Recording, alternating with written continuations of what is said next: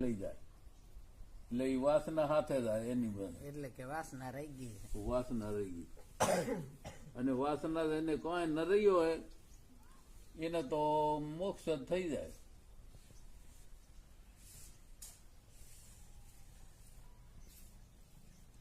જીવાત્મા કાન, આંખ, ત્વચા, જીભ, નાક અને મન વગેરે ઇન્દ્રિયોમાં પ્રવેશીને વિષયોને ભોગવે છે.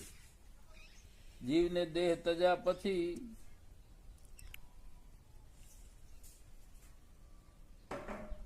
કે જીવતા ગુણોને ગ્રહણ કરતા કે વિષયોને ભોગવતા મૂઢજનો જાણતા નથી, પરંતુ તેને જ્ઞાનીજનો તત્વથી જાણે છે.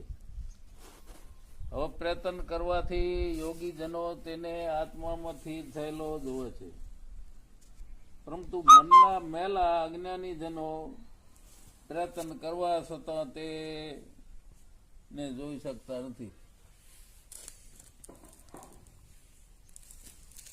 જે તે સૂર્યમાં રહીને વિશ્વને પ્રકાશિત કરે છે અને જે તે ચંદ્ર અને અગ્નિમાં રહેલું છે તે